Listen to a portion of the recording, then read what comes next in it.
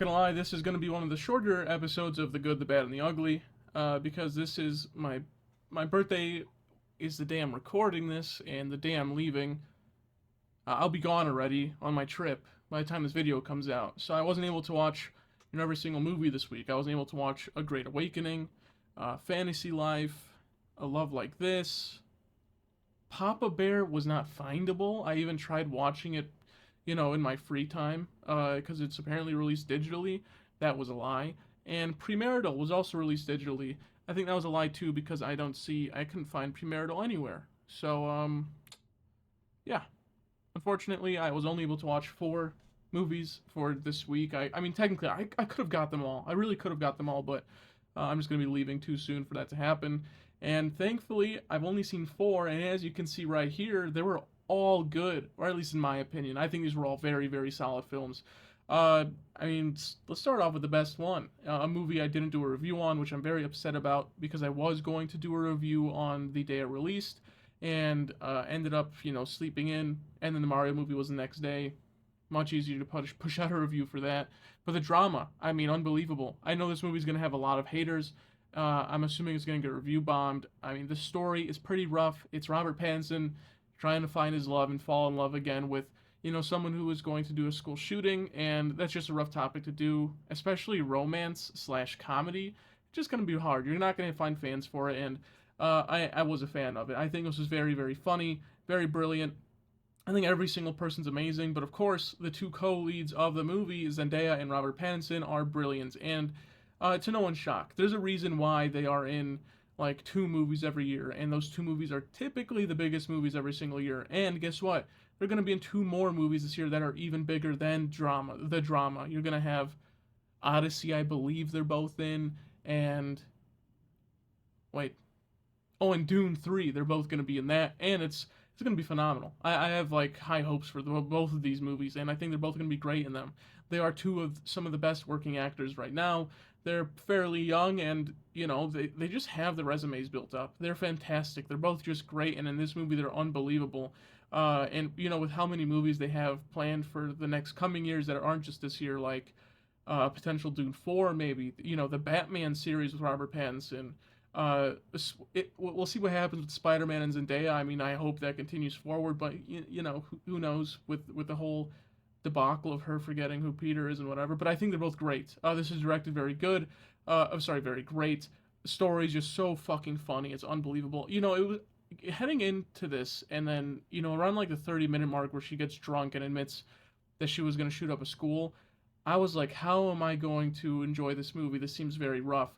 It is unbelievably hilarious. And like the whole final wedding scene is just such great chaos. This movie's so much fun, so great.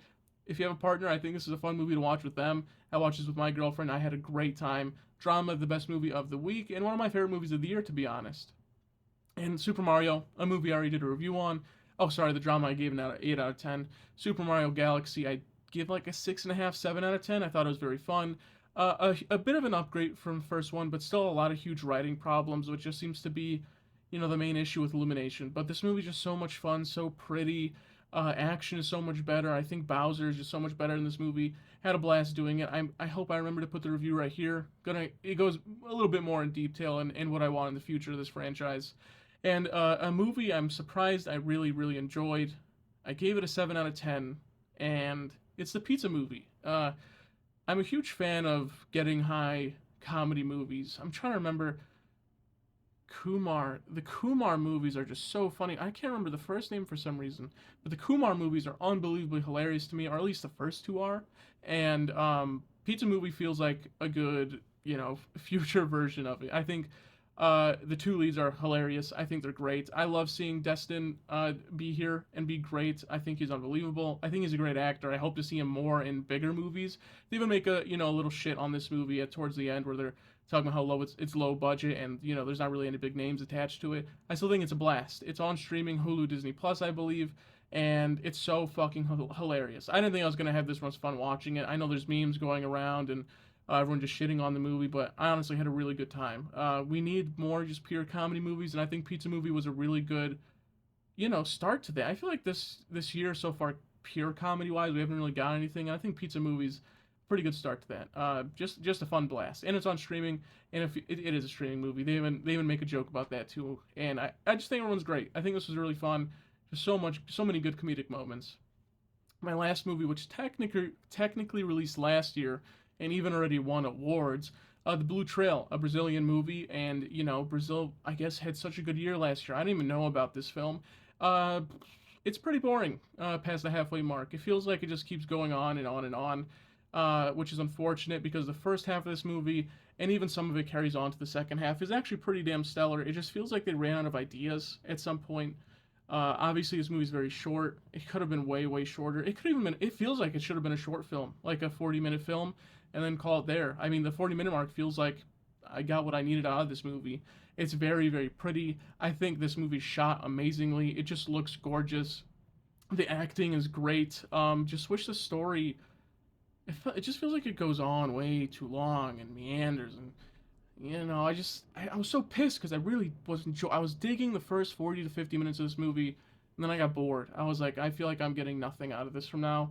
But I think it was great. It deserves the awards it was nominated for, or even won. I didn't actually see if it won any, but I saw it was nominated for a shit ton, and well deserved. I mean, it is gorgeous, very, very gorgeous movie, and I'm kind of upset. I don't know if it was even nominated for any like bigger award shows like the Oscars, which is really bad. But I think this was a good week this week. Hopefully next week is even better somehow. I really doubt it. I mean, one of the biggest movies next week is Faces of Death, and if you know that franchise, it is horrible, and I really doubt a modern retelling of the original movie is going to be any better. But oh well. Enjoyed this episode of The Good, the Bad, and the Ugly? Let me know in the comments below whether you agree on any of my choices. And if you want me to do a full-length review on any of the movies that I didn't do this week, also let me know in the comments below. Or if I missed a movie, period, that released this week. I always try to watch as many movies as I can, but, not possible all the time. If you want to see past episodes of The Good, Bad, and the Ugly from this year, that should be right here in this playlist right below. And if you haven't subscribed yet, do that right here. See you guys next week.